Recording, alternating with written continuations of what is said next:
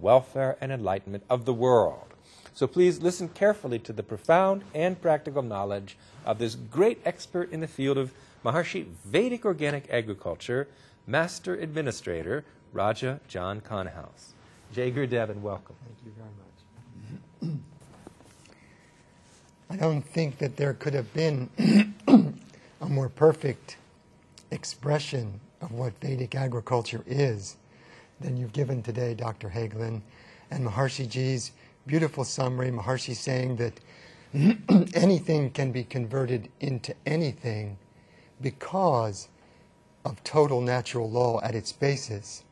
He said we can convert, we can make those changes because total natural law is the foundation of all creation. And he said our goal in acting is to function from that level so that in any area of society we can create the changes we want from that field of self-referral consciousness. And Dr. Hagelin, you said so beautifully that the universe is a symphony of vibration, that the vibrational modes of the Veda will be the tools that we use to change and structure the vibrational modes of the plants. And this is the essence of Vedic agriculture. You've described the foundation and the structure of the universe so perfectly that indeed my work is done. You've laid the entire foundation by explaining to us the nature of the universe, having its foundation in the fundamental reverberations of the unified field. Today we want to discuss the role of Maharshi Vedic organic agriculture in creating health and balance, coherence and affluence in the individual and in the social, economic, and natural environments. All of these different environments we'll be dealing with, the individual, the social, the economic, and the natural environments, and how Vedic agriculture can be a genuine basis for national invincibility and world peace. These aspirations to create abundance and affluence in the food supply and to create economic balance and world peace are not new aspirations in the world, but so far they have been unachieved. But thanks to the great wisdom of Maharshi Ji, the greatest Vedic science of our age, now for the first time we have the theoretical knowledge and the practical techniques to achieve these goals. Only recently Maharshi has spoken about the tradition from which he comes, the Vedic tradition of India, embodied in his teacher, Swami Brahmananda Saraswati. That tradition, he says, has the knowledge, has the procedures which can actually change the destiny of life on earth, from suffering to heavenly life. Before now, up to this time, destiny has been a word in almost every culture that has meant something that is unchangeable, something that is our fate based upon what we have done. As you sow, so shall you reap. But Maharshi's knowledge now, based on this tradition of Vedic knowledge, is so powerful that it can actually change destiny.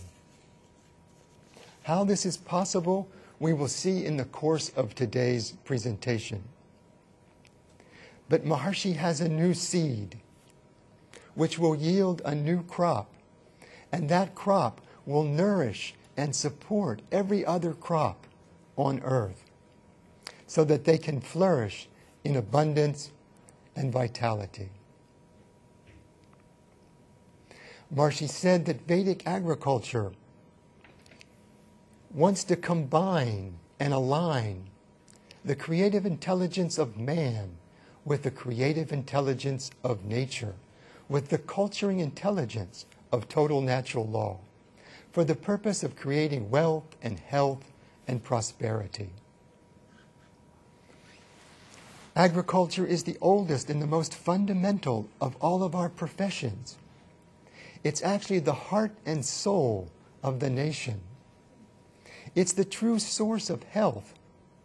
It's the true source of prosperity. And yet agriculture and poverty are now, in today's world, almost synonymous. Agriculture accounts for less than 4% of the gross domestic product of the world. But since all wealth ultimately comes from the earth, from man's interaction with the earth, it's our responsibility to learn to care for the earth and to develop the earth in such a way that we can use that creative intelligence of nature to create wealth for man. The farmer should have a key role in his nation. He's really the father of his nation. But generally, he's underpaid and underappreciated. And this stems largely from the fact that the value of food itself, the role of food in our lives, is not recognized and is not appreciated. So today we'll look at Vedic agriculture as a solution to that. We'll look at the theory and practice of Vedic agriculture. We'll look at the value of Vedic agriculture to culture life. And we'll look at the application of Vedic agriculture to bring abundance and peace.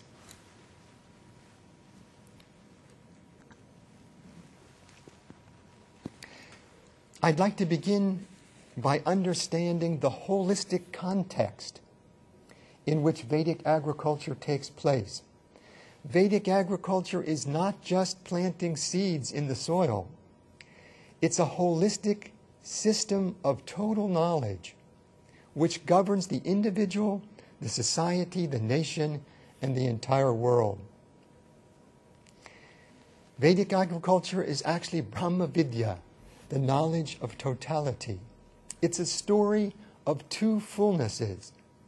The first thing that Maharshi ever said to me about Vedic agriculture was a famous and beautiful quote from the Upanishads. He said, Purnamada Purnamidam Purnat Purnam Udachate Purnasya Purnam Idaya Purnam Eva Vashishyate. It means that the fullness of the abstract, unmanifest source of life, that fullness, Purnamada, is the same fullness. It expresses itself in the fullness of relativity, in the fullness of expression. And in the process of doing that, it never loses its quality of fullness. Maharshi likes to say the abstract, silent, unmanifest core of the seed, the hollowness of the seed, the unmanifest value of agriculture. From that unmanifest core comes the entire plant, the entire range of Vedic agriculture. That's why the ancient rishis and the ancient rajas used this system of agriculture to bring knowledge and prosperity to their nations. Vedic agriculture encompasses the full range of life, from consciousness, where it begins, to the dynamics of the laws of nature, how it's expressed, to the physical expression of matter on the farm. Vedic agriculture understands and masters the interrelationship of man, the environment, and food. It's a complete system of knowledge because it encompasses all the three aspects of gaining knowledge. The knower, the process of knowing, and the known, or in Vedic terms, Rishi, Devata, and Chandas. Rishi is the consciousness element of agriculture, the element of pure, silent intelligence at the basis of the process. Devata is the dynamic element of Vedic agriculture, the laws of nature, how they express themselves within this unified field of consciousness. And Chandas is the farm. Chandas is the soil, the air, the water, the physical elements of agriculture. Let's understand very deeply this context of totality, Rishi, Devata, and Chandas, in which Vedic agriculture is practiced, from a beautiful story from the Puran, from the Srimad Bhagavatam Puran. Puran is that aspect of the literature which deals with the ancient and eternal values of the Veda. And Vedic agriculture embodies those ancient and eternal values. The story is as follows. There was an ancient king, King Prithu, who was the father of Vedic agriculture. He was the first Raja in a great tradition of Rajas. But he came to power. As a young king, he came to power at a time when his predecessors, were very corrupt and unrighteous kings. And so there was a great incoherence in society, a great corruption, a great imbalance in society, in the coherence, in the collective consciousness of society. And that collective consciousness affected the laws of nature itself. It infected the environment. The consciousness element affected the devata element, the expression of the laws of nature in the environment. And thus, there was a great drought in the land. There was the loss of all the agricultural products because of this incoherence in society. So King Prithu, he went to Mother Earth herself, and he said, he actually brought his bow and arrow with him. He was going to actually charge Mother Earth, that if she didn't return the foodstuffs, he would destroy her. And Mother Earth could only smile and say, "You can't destroy me, because I am the foundation of all of your people. I am the foundation of all your prosperity." But she said, "I will tell you why there's a great drought in the land. I will tell you why I have withdrawn all the fruits and the vegetables. It's because it's a great sin to feed the wicked. I do not want to be guilty of feeding the wicked. And therefore, as long as this corruption remains, I will not produce food." So she charged King Prithu, bring coherence back to society. Bring dharma or righteousness back to society. And immediately the earth, myself, I will bring forth the food. So King Prithu did just that. He brought the mechanics of the TM and TM City program, the science of converging to silence, and the science of re-emerging in dynamism. This is the TM and the TM City program. He brought this to each aspect of his society in its own manner. He brought to the Brahmins or the teachers one quality of this teaching. He brought to the farmers another quality. But he brought the same essential mechanics of how nature functions. This is the mechanics of nature, the mechanics of creation that he taught his people. And by doing that, he returned the coherence to society, and immediately natural law supported and brought forth the rains. Let's look at this principle in a chart, if we could see the first chart.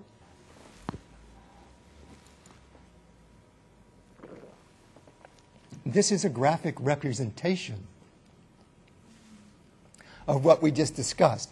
If you can see on the left, societal purity or societal coherence is at the foundation. This is the rishi element. It's the foundation of how the laws express themselves, how the laws of nature express themselves.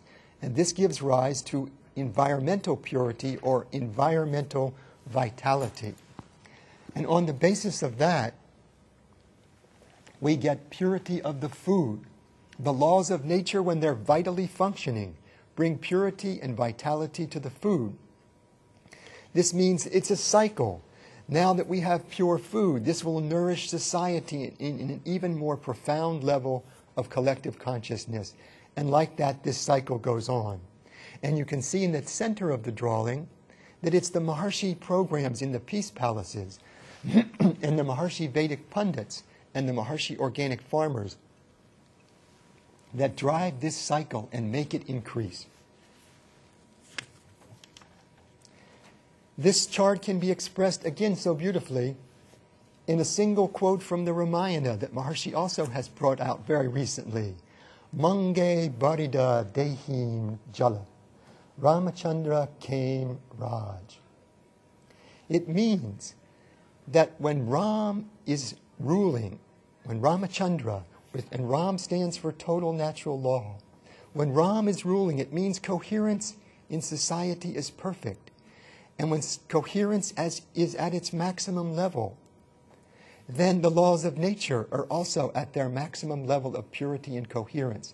And every single individual's desire in the society can be fulfilled. The quote says that the showers of rain will come for each individual farmer when Ram is reigning.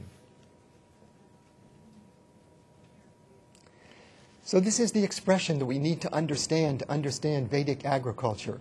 Coherence, the expression of coherence in total natural law, and that total natural law creating Vedic food for Vedic consciousness.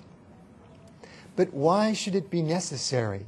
What is this relationship between coherent consciousness and the expression of natural law? Why should coherent consciousness be the result or the cause of the expression of natural law?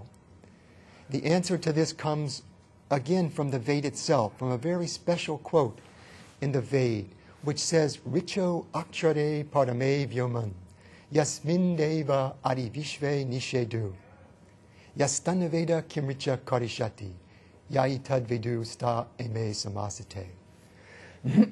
It means the riches, richo akshare parame vyoman. The riches are the laws of nature. The reverberations of the Veda are the laws of nature. They're the reverberations of the unified field of natural law, which Dr. Hagelin has completely described to us. But they're structured in consciousness. Parame vyoman, yasmin deva. It says the laws of nature are structured in consciousness. And therefore, we can easily conclude that the quality of consciousness would determine the structure that the laws of nature take within that consciousness. So in a completely pure consciousness, either individual or collective, we would expect a perfect and complete and totally vital expression of the laws of nature. And if consciousness is not coherent, then the reverberations of the incoherence, like waves, Dr. Hagelin described them as waves, will affect the perfect expression of the waves of coherent consciousness, and in a sense neutralize them, and we'll get only a partial expression of natural law. If we could look at the next slide, please.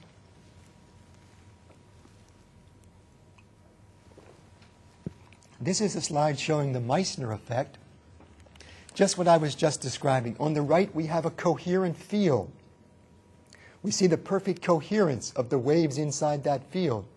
The negative or disruptive forces from the environment cannot penetrate that field, and therefore it can express itself completely and perfectly. Whereas on the left, the incoherent field, the outside influences, the incoherence of society can permeate that and disrupt the perfect expression of natural law.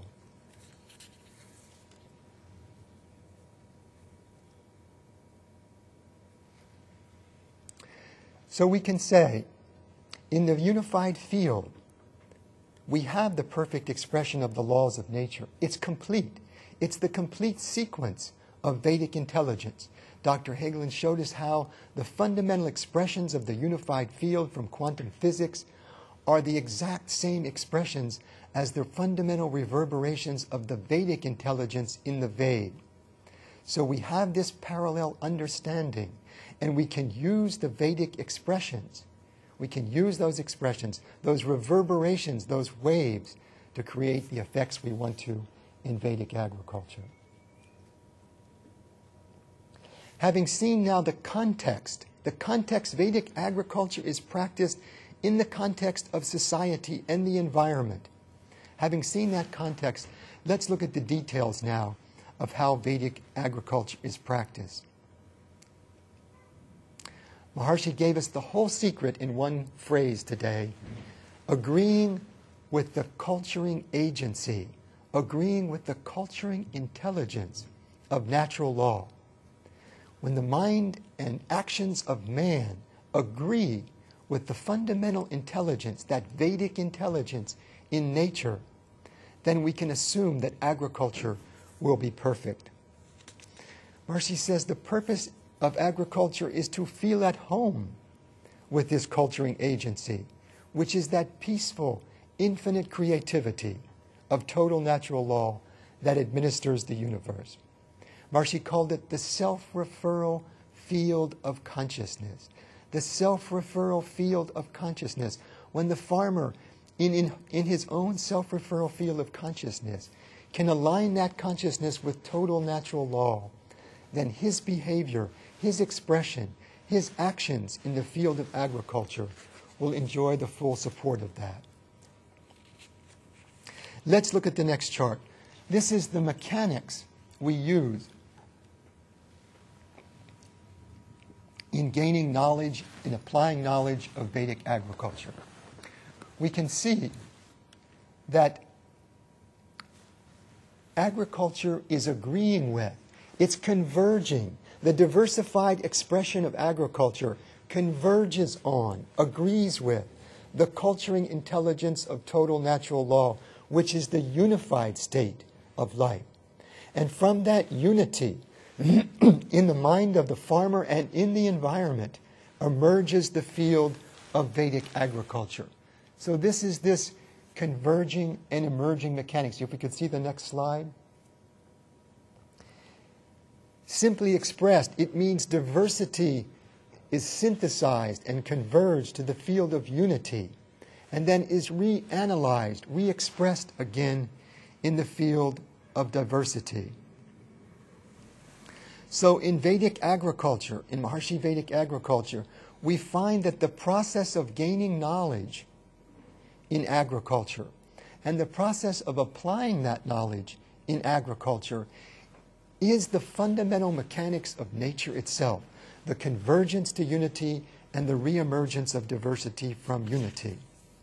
There's a Vedic expression which is the theme of Maharshi Vedic University. Anvaya Vyatirekabyam Nishprapancham Prapanchate. It means through analysis and synthesis, alternating between analysis and synthesis, that integration of unity and diversity that results is the field of total knowledge. And this is the field from which we want to farm. Let's see the next chart, please. These same mechanics here are expressed in the field of agriculture. This shows how the 10 principal disciplines of agriculture all have their basis in that first syllable of Ved itself, Ah. Ah represents the totality, the unified, the totally converged value of natural law. All of these disciplines of agriculture, and they are personnel, planning and management, machinery and equipment, soil fertility management, sowing and planting, crop and livestock care, pest and disease management, water management, harvest and seed preservation, processing and storage, and purchasing and marketing. These 10 aspects of the discipline of agriculture all must converge to that unified understanding within the consciousness of the farmer.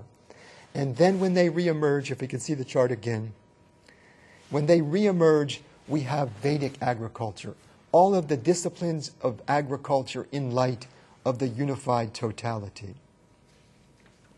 So in Vedic agriculture, we're ultimately creating an agreement of the expressed value of agriculture with the unmanifest source of agriculture. We use analysis and synthesis to create that integration. And this is how we create Vedic food for Vedic consciousness. If we can see the next slide, we see this most simply expressed. Maharshi loves this expression of the hollowness of the seed, which we see in the center, the unified value of the life of a plant. It expands to the diversified value of the life of a plant, and then reconverges again. We could see the next chart. Here's how the process of evolution occurs within the field of agriculture. From the tree, as we go around the circle, converging to the seed, becoming again the tree, converging back to its source in the silent seed, re-emerging as the tree. This is the process of evolution, generation after generation in the field of agriculture. This process of emergence and convergence is how nature works. And this is how the human mind also works. This is how the TM and the TM City program works. This is why the practices we have in Vedic agriculture of the TM and the TM City program are the practices which we train ourselves to be aligned with that process of convergence and emergence which we find in the field of agriculture. We learn about nature from our own nature. Dr. Hagelin brought out that phrase, Kasminu bhagavo vigyate, sarvamidam vigyatam bhavatiti. It means know that one thing, know that one field, know that one self-referral essence of all life from which everything else can be known. So if we have to master a diversified, extremely diversified field such as agriculture, where we not only have the knowledge of planting and sowing, but we have to manage the elements and the weather and the environment and the society, we need to know one thing by which we can manage all of that. This principle, again, is illustrated by the unified field chart. Here we have, again, the parallel understanding between the process of transcendental meditation we see on the right side of the chart, converging to the unified field of consciousness. We know that one field. And that one field, as we can see on the other side, and as Dr. Hagelin has explained, is the field from which all of creation emerges. So if we want to manage all of creation in a unified way, we simply need to manage that unified field, which we do from managing our own consciousness. So Vedic agriculture is a program to bring the total intelligence of nature into our food. And that intelligence then creates a perfect physiology. The intelligence of Ved, the intelligence of natural law, gets expressed as human physiology and creates a perfectly Vedic physiology. In practice, Vedic agriculture has its foundation in organic agriculture. Organic agriculture is growing now in the world to be a beautiful, sustainable practice whereby we only use natural sources of fertility. We remove all the chemicals and the pesticides and the herbicides which are so detrimental to the intelligence in the physiology. They get into the food. They disrupt the intelligence of the food by disrupting the intelligence of nature at the basis of the production of that food. And then they get into our physiology and disrupt the functioning of that. But that's not enough. Organic is not enough in Vedic agriculture. We want to take food to a new height of purity, a new height of perfection, vitality, nourishment, which represents the total nourishing value of natural law. We can't fall short of that. Because if we want a Vedic physiology, a physiology living its full potential, if we want an enlightened society, the food from which that physiology is built must be Vedic also. So let's see how we create Vedic food. Here are the steps we use to create food in Vedic agriculture. First, we've already basically discussed the Transcendental Meditation and the TM City program. This is culturing the rishi value, the consciousness value of the practice of agriculture. It trains the farmer to be in tune with natural law. He experiences total natural law within his consciousness, in his self-referral consciousness. And then he naturally, spontaneously expresses that total natural law in his activity. The second method is through Vedic sound, through Vedic yagya. The third is through Maharshi Jyotish, where we avert dangers that have not yet come. And then we also use Maharshi Stapatya Ved. And finally, we use certain techniques to ensure the purity, the freshness, and the fully ripened value of the food. Let's look at these 5 one by one. We talked about this quality that the TM and the TM City program produces. It creates an ideal farmer. Let's look at some research, if we could, on this. How the TM and the TM City program affect the farmer. First of all, increased occupational coherence through transcendental meditation. We can see that the score, the coherence increases through TM and actually decreased in the control group. If we can see the next slide. Increased employee effectiveness. Improved job performance. Increased job satisfaction. And decreased stress during task performance. So this is the science. This is the scientific research that the farmer is becoming happier and more efficient. Now let's look at the second and the major one that Dr. Hagelin went very deeply into mechanics. And we'll review those mechanics now and show how the application of the reverberations of the Ved can create Vedic food. First of all, let's look at the next chart.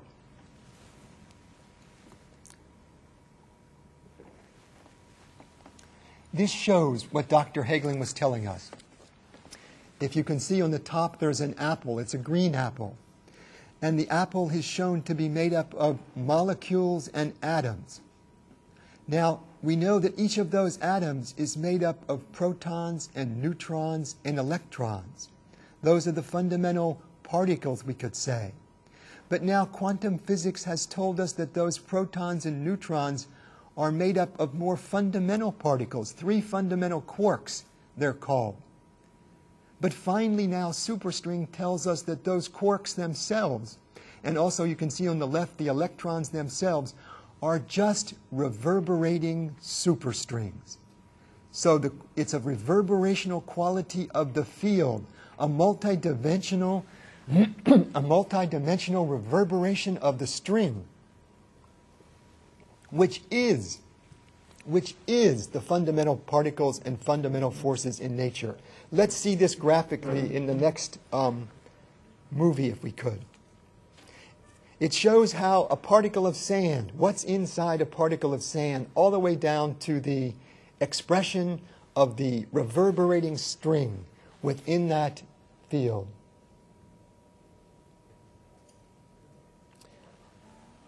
Inside every grain of sand are billions of tiny atoms. Every atom is made of smaller bits of matter, electrons orbiting a nucleus made of protons and neutrons, which are made of even smaller bits of matter called quarks. But string theory says this is not the end of the line. It makes the astounding claim that the particles making up everything in the universe are made of even smaller ingredients, tiny, wiggling strands of energy that look like strings. Each of these strings is unimaginably small. In fact, if an atom were enlarged to the size of the solar system, a string would only be as large as a tree.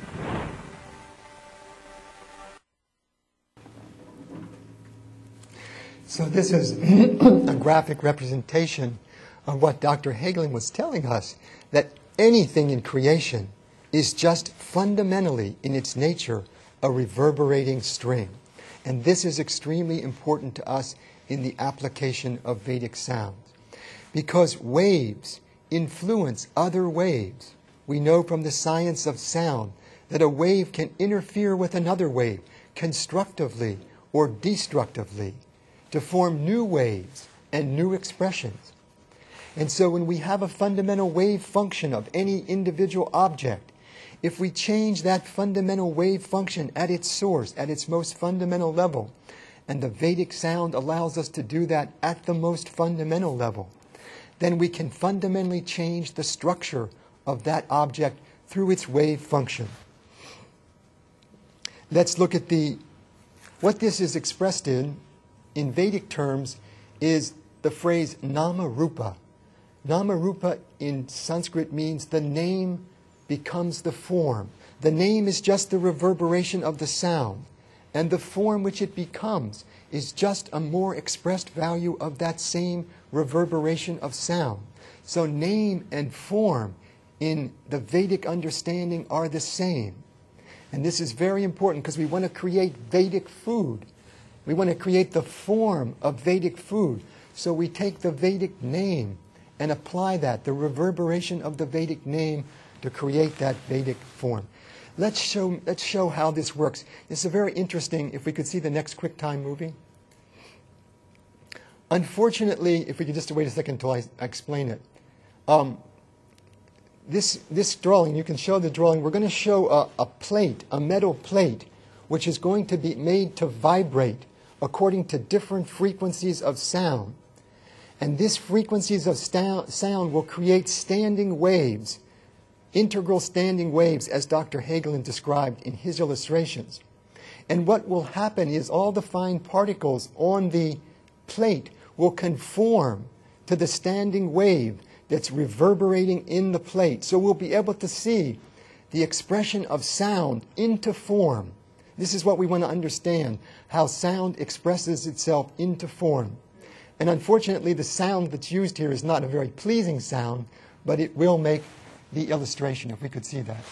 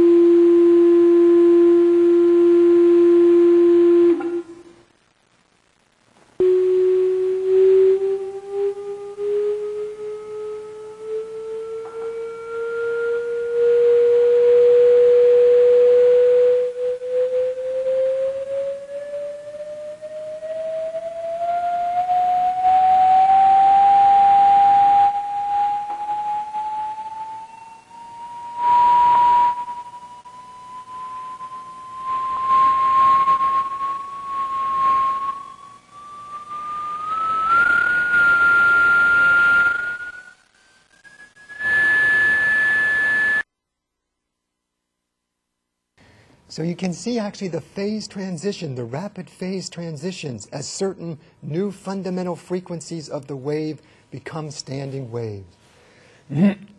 So in Vedic agriculture, we use the Vedic sound, the Vedic recitations of the pundits, the fundamental reverberations of the pundits' consciousness, from the pure level of consciousness all the way up to the level of speech, to bring specific qualities of natural law, depending on what they're chanting, to the plant at critical stages of the plant's life, to make sure the transition phases of the plant occur under the influence of total natural law.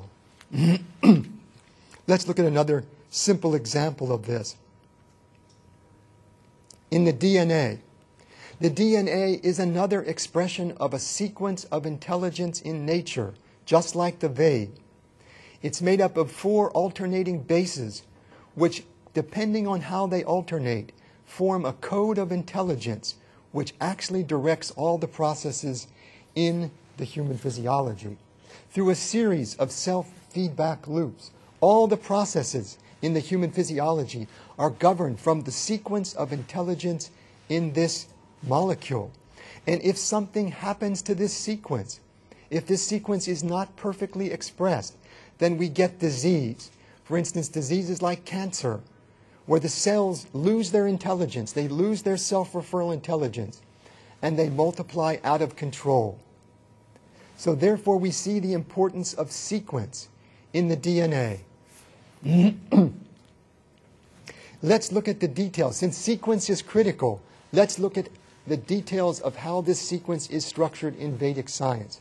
If we could see the next slide. Dr. Hagelin explained the 4 stages of the gap.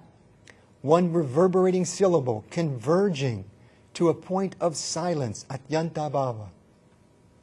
Then that point of silence becoming a point of dynamism. The dynamism becomes lively within that silence, anyonya bhava. And that dynamism then reemerges as a new syllable. This is the fundamental mechanics. Let's look at it in more detail.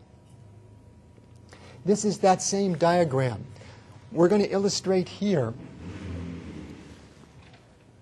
the dynamics of what happens between one stage, you can see on the left a seed, and on the right you can see that seed has become a sprout.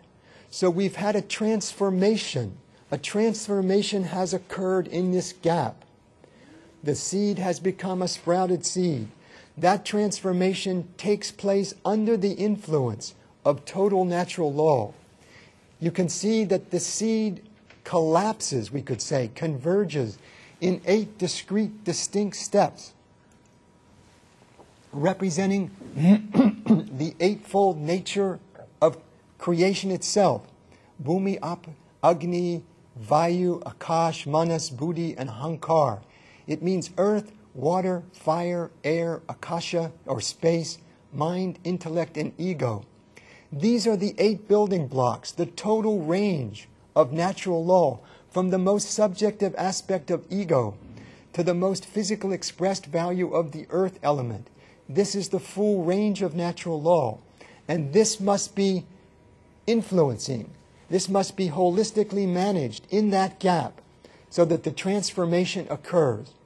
And what we do in Vedic agriculture is we take the holistic transformation under the influence of all the laws of nature, under the full range of natural law, and at the same time, we apply specific sounds so that specific aspects, such as the water element or the fire element or the air element, are specifically enlivened at a particular stage of the transformation. If we could see the next slide, please.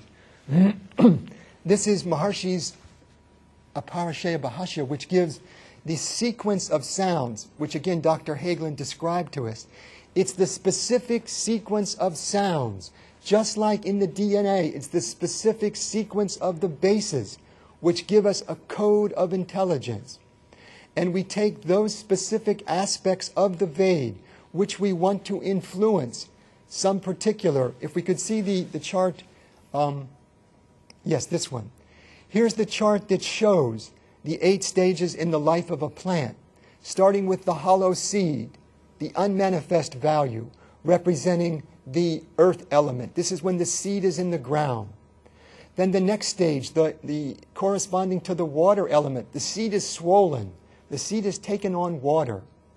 The third stage, corresponding to the fire element, it's the sprout. The sprout first sees the light of the sun. The Agni element comes into the life of the plant. The fourth is the Vayu, or the air stage of the plant's life, where the leaves begin to spread out into the air. They begin to diversify. The fourth is the Akasha element, where the tree spreads fully in space. And then the mind, the intellect, and the ego elements correspond to the flowering, the fruiting, and finally the ego is the embodiment of the total of intelligence of the seed back into its condensed form. Now, what is important here is that the quality of intelligence that we apply must support the nature of the transformation that's needed. When we want to transform from the hollow seed to the swollen seed, we want to nourish those qualities of the basic 8 building blocks of creation that are needed in that transformation. So in this way, we ensure that throughout the life of the plant is exposed to the total range of natural law, and therefore will have within it the complete nourishment that can only come from total natural law. This is the chemistry of sound that Dr. Hagelin referred to. These Vedic vibrations are wave dynamics. They're wave functions, which are impinging upon the wave function of the plant at its particular stage, and blending and converging and creating a specific value of structure and form in that plant. So using these mechanics, using the select mechanics, we can transform anything into anything. And particularly, we want to transform each stage of the plant into the quality of plant life that we want in the next stage.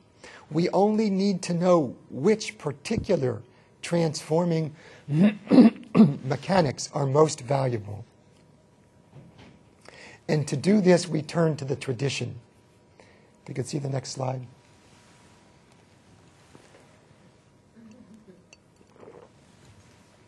This is a picture of one of our Vedic pundits. The Vedic pundits have maintained this tradition of knowledge from where we get these particular reverberations of the Ved and can know what effect that they will have. But it's important to note that only from the level of the unified field, only from the level of pure consciousness of the pundits, only when the pundits are able to take the Vedic sounds from within their own silent awareness and actually bring those sounds from that fundamental level to the express level, only then will these sounds have an effect. Well, only then will they be able to transform anything into anything. Because that unified state of consciousness is a field of all possibilities. So we must tap into that field to be able to create any possibility from any other possibility.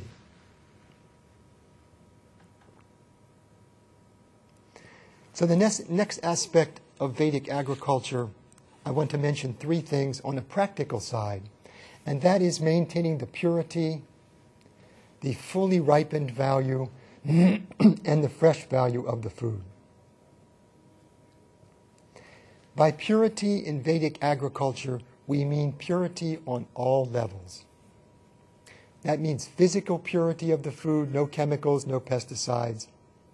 Mental purity of the farmer. Environmental purity where the laws of nature are fully functioning. Even purity of intention, of the actions of people involved in the process. Purity of action.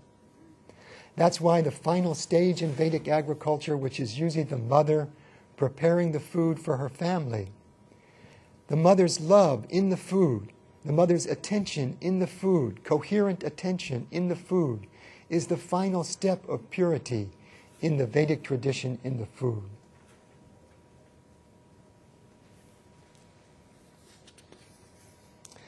So the purity of the food, the degree which natural law is lively, even determines finally the ability to digest that food. Purity in the deepest sense means, is the sequence of intelligence in the food, is it a proper sequence? Is the reverberational value of the food in conformity with the reverberational value of Ved? That's what real purity means. There's a Hindi expression in the countryside in India.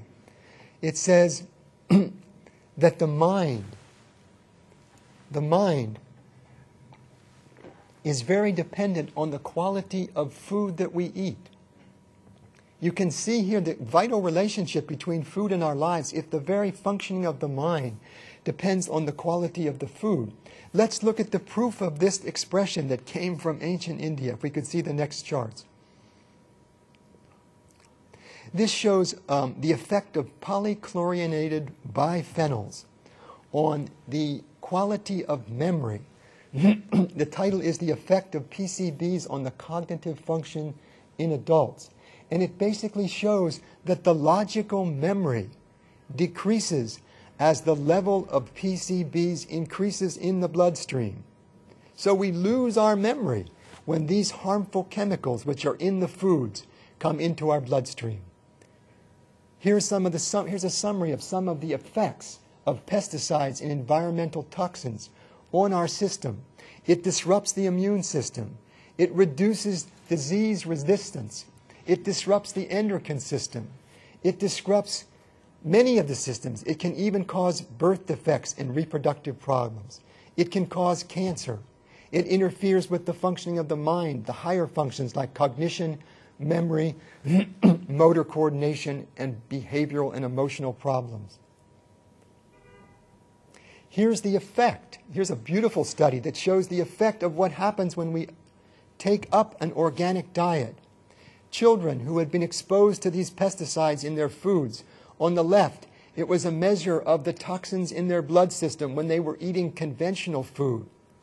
Literally within a few days of beginning to eat organic food, you can see how much these toxic chemicals dropped in their bloodstreams. What a beautiful gift to the young people to have them eat organic food.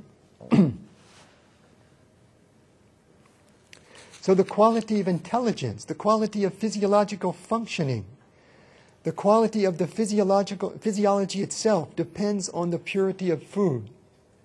Another expression from the Ramayana, Yad anaha purusho bhavati, tad anastasya devataha. It means that the food that we eat, the devata, the intelligence in our physiology, that intelligence feeds on that same food that we are eating. If we could see the chart, please. Here's an expression from His Majesty Raja Ram's research, which shows the Vedic devata in the brain. These are the harbingers of silence and dynamism and discrimination. All these different qualities of intelligence in the brain, represented symbolically as the Vedic devata.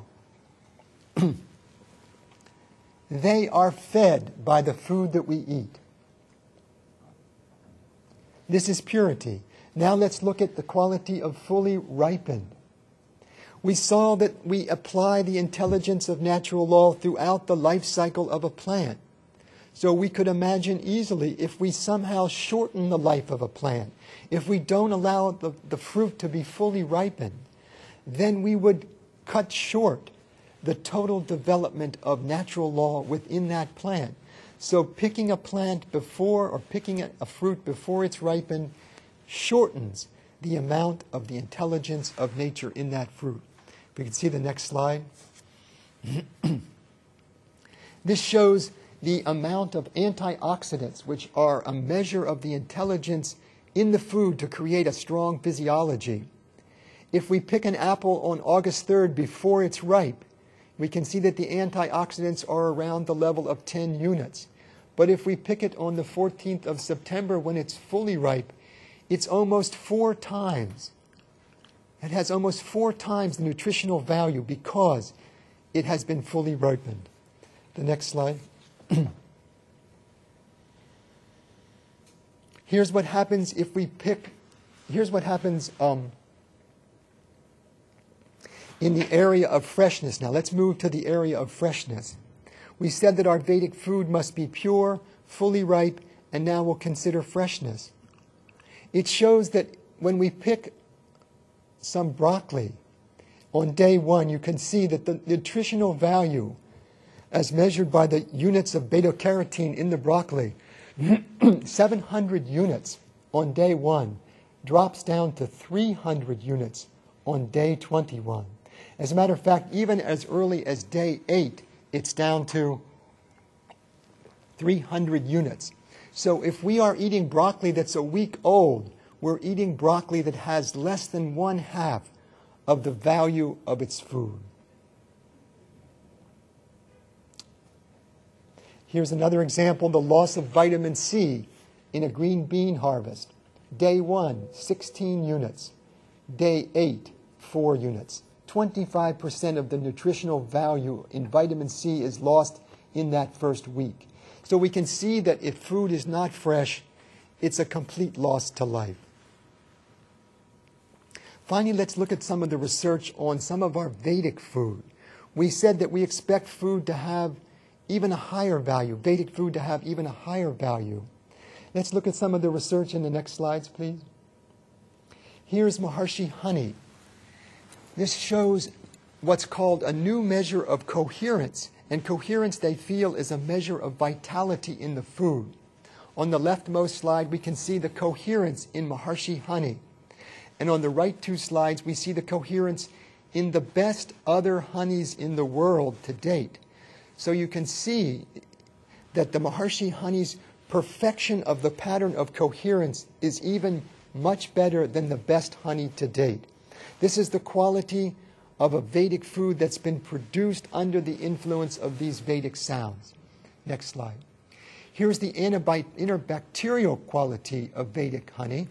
It's a little hard to see, but it shows that Maharshi honey is the blue, and it shows the destruction of bacteria in a test solution with the application of Maharishi Vedic honey. And the red line is the other honey, the other best honey in the world. You can see that immediately, in the first hour, the bacteria count is reduced to 0 under the influence of the Maharishi honey, whereas it remains high during the first 3 hours with the other one. And it's not until 24 hours later that the conventional honey was able to reduce the bacteria count to 0. This shows the increase in vitamin A, vitamin B, and vitamin E in Maharishi honey over conventional honey, which shows no value of these 3 vitamins. And also the nutritional superiority: calcium, magnesium, phosphorus, zinc, and manganese. That was in Maharishi honey. Now this is in Maharishi cucumbers. So let's look at the final 2 Vedic technologies that we want to consider: the value of Jyotish and Maharishi Sthapatya Veda. Maharishi recently inaugurated a new program in the Brahmastan of India where he's gathering 16,000 pundits. He's gathered pundits that are skilled in the science of Jyotish, which is the mathematical Vedic science of prediction, based on the birth time of a nation or an individual, based on the precise mathematical birth time in the sequence of time. We're able to predict how that life will unfold in terms of its times of good fortune or bad fortune, however it may be. We can do this same thing for a nation. It's called the Karma Chakra. It's the chakra or the chart or the Jyotish chart which gives the influences that the cosmos, here's a slide that shows the influence of the cosmos on the human physiology and on the physiology of a nation. With this knowledge, we can predict when during the year that the winds may be too strong, maybe the air element, the vayu element, one of those 5 fundamental building blocks that we looked at, or 8 fundamental building blocks. When the water element will be in balance or out of balance, maybe the rains will be too much.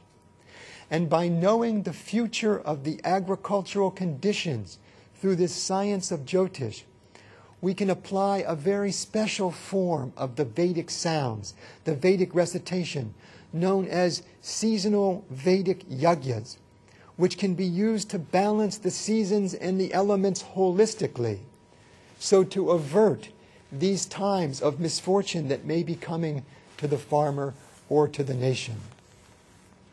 This is actually changing the destiny of the nation. Everyone thought that the destiny of the nation in terms of the weather can't be helped. If a hurricane is coming, there's nothing we can do. But Maharishi Jyotish says we can predict that event, and Maharishi Yagya says we can balance and neutralize that event. And the reason for that was in the earlier part of the lecture, where we pointed out that the coherence in society actually affects the expression of the laws of nature. The drought that King Prithu was experiencing in his kingdom, the imbalance of rain and the fire element, they were imbalanced, was due to the incoherence in society. So through the process of yagya and meditation in large groups, we can actually change this destiny of the nation. The old saying was, "As you sow, so shall you reap." But in the knowledge-based Vedic agriculture, it's "as you know, so shall you reap." We can change the destiny by knowledge, by Vedic knowledge. Let's look finally at the process of Maharishi Sthapatya Veda. It's the science of architecture in tune with natural law, such that the structuring dynamics of the building and the structuring dynamics of the farm as a whole will favorably affect the behavioral dynamics of the individuals and the behavioral dynamics of the weather and the environment itself. We want to affect individual and environmental dynamics through the process of structure. And to do this, we build homes and farms and we lay out our agricultural communities according to these procedures of Vedic agriculture. So let's finally look at why it's important. It must be obvious by now why it is important to have Vedic food. Unfortunately, food, as I mentioned earlier, is not valued in today's world. But food is critical to life. Food is critical to the functioning of the mind and the physiology, as we've seen. And bad food results in bad functioning of the physiology. Food is undervalued. People want cheap food. They want food as cheap as they can possibly get it. And this drive for cheap food has resulted in systems of agriculture that are industrial systems of agriculture that don't create that purity and vitality that we want in the food. From the Mahabharata, one of the famous texts of the Vedic literature, it expresses the value of food. It says, food is the cause of energy and strength in man. From food comes happiness. From food comes bliss, as Maharshi said earlier. The text says that righteous action and wealth both flow from food. We saw in our cycle that pure Vedic food influences the society towards more righteousness and begins that cycle, that increasing cycle. It said the cure of disease and the maintenance of health flow from food. Food is considered to be amrit, or nectar, pure vitality. So this is the relationship we have in Vedic agriculture. Vedic agriculture, Vedic food, Vedic consciousness. Vedic consciousness produces Vedic physiology, which produces health, wealth, and well-being. So to summarize, the quality of the food determines the quality of digestion and metabolism, which determines the purity of the physiology, which determines the quality of functioning, the health and happiness of the physiology. So let's see just briefly, we'll see some slides now and some pictures about the application of this. Vedic organic and organic is growing. It's the most dynamic and growing sector of the agriculture industry. Some people say, they claim, that organic agriculture will never be able to meet the food demands of the world. At a recent UN conference on food and hunger and agriculture, it was categorically stated as the conclusion of the conference that organic agriculture practiced worldwide can easily meet the food needs and at the same time nourish the environment, bring the environment back to a state of balance. This will have huge economic consequences because environmental imbalance is one of the greatest losses of economic imbalance. Let's look at the next few charts. Here's living proof. In Madhya Pradesh, India, the average cotton yields are 20% higher on organic farms. In Mexico, 100,000 small coffee farmers increased their yield by 50%. The USA, organic alfalfa produced 400% higher yield with 300% increase in nutrition. In Brazil, over 200,000 farmers have doubled their yields of corn and wheat to 4 to 5 tons per hectare. And in the United States, consistent data shows that organic is also more profitable than conventional because you get a higher price for the food. This is the secret, then, to poverty removal. I just want to say a brief word about poverty removal because we have an entire conference coming up on this. But I want to relate this theory of Vedic agriculture to why it's so effective in removing poverty. We said the creative intelligence of man is combined with the creative intelligence of nature. This is Vedic agriculture. But the nature of creative intelligence in nature, that unified field of the culturing intelligence of nature, is infinite. It's the source of infinite creativity, infinite intelligence. It's the infinite field of consciousness in nature and in the farmer's own awareness.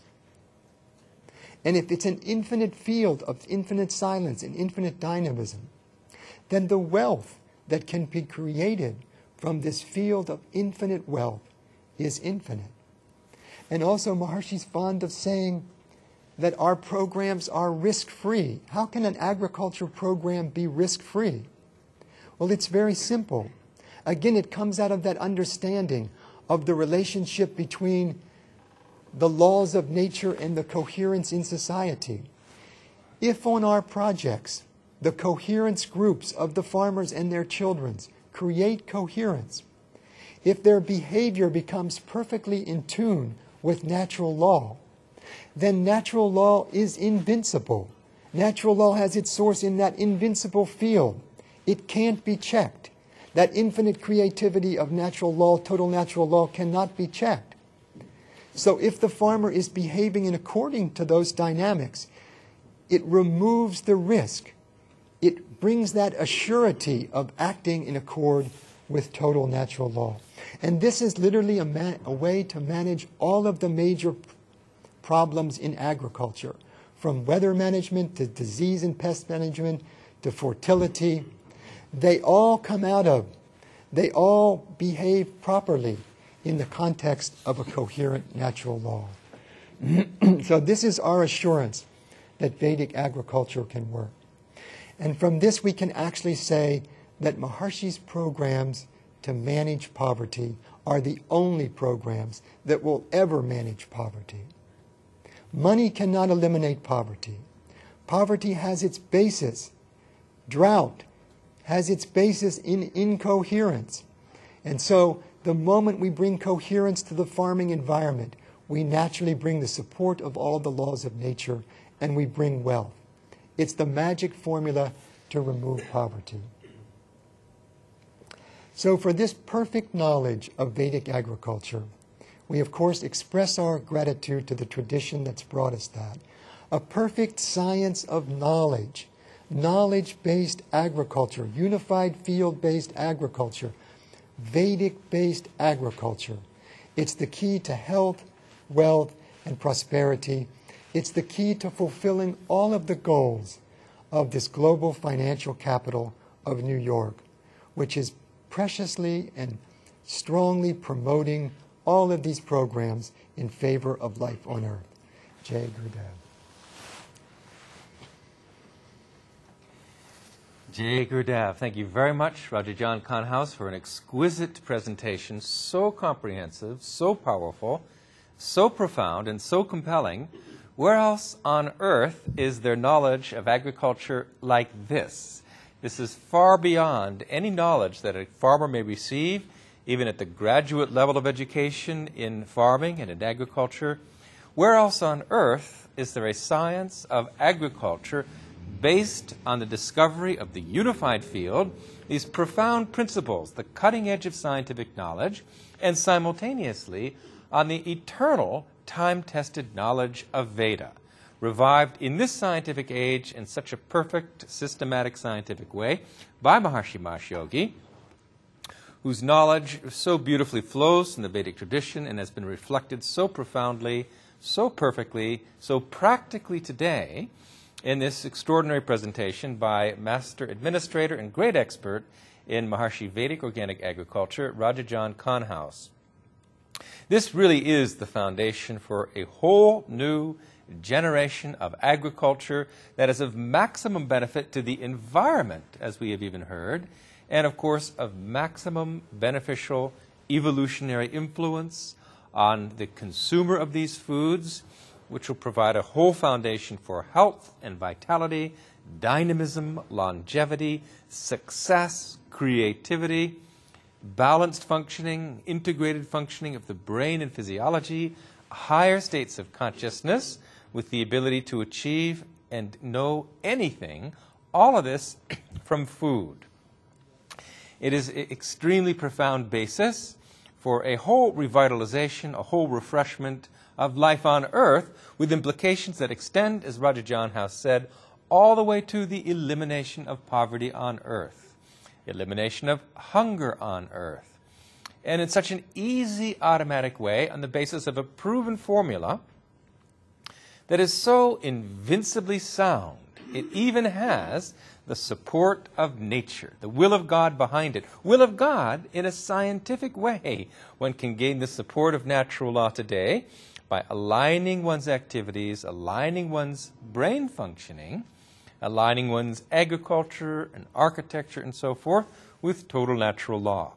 Now that natural law has been revealed, even by modern science, now that the principles of nature's organizing intelligence have been revealed, the deepest laws of nature, the constitution of the universe, it's time to realign all of our national activities and individual life and behavior with natural law to naturally enjoy the same success, the same efficiency, the same all-nourishing influence as the activity of nature, governing and maintaining order throughout the vast universe.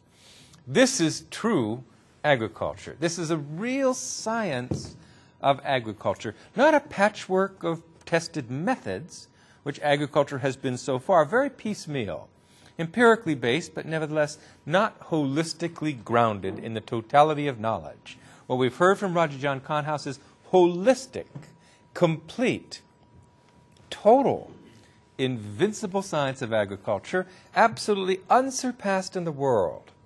And we've already heard from him the high productivity, the high nutritional value, all confirmed by science.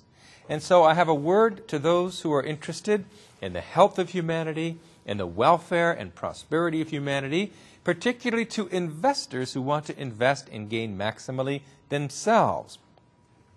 Agriculture is probably the largest business or one of the very largest enterprises and markets in the world.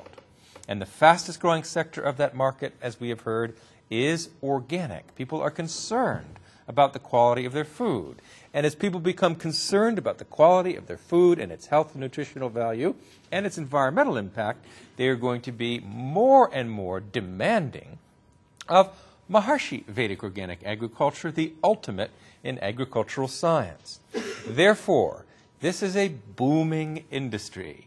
And the time to get into this industry is now. Become an investor in these projects at this maximally expansionary phase and be therefore in a position, situate yourself in a position to profit maximally from this new explosion in agriculture, this quiet revolution in the field of agriculture.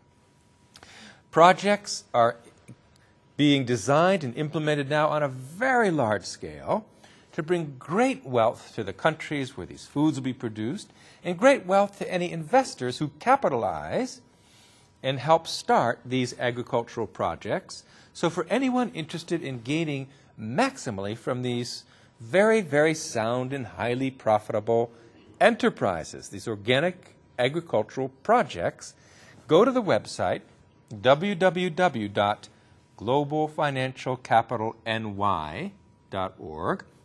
Again, Global Financial Capital NY for New York.org.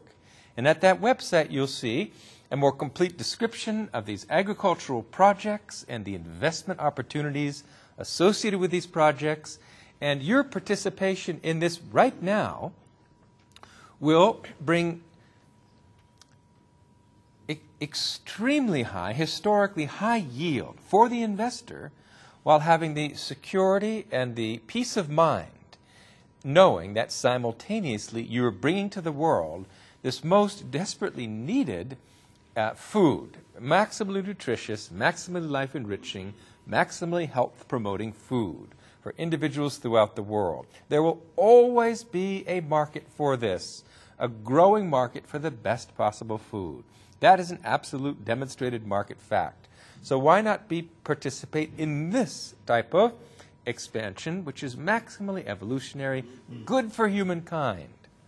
So this is a win-win opportunity for any investor. For more information and to contact us about these opportunities, again, go to the website www.globalfinancialcapitalny, where this and other initiatives, building hospitals, building schools, all highly profitable and all extremely advantageous for the welfare of humankind. All these projects are described there, and to invest in these opportunities is extremely easy from there. So don't just understand the extraordinary potential and witness the great positive benefit of these projects and this agricultural initiative. Be part of it. Directly participate in it, accelerate the establishment of this revolution in the field of agriculture for perfect health and higher states of consciousness by being an investor in it.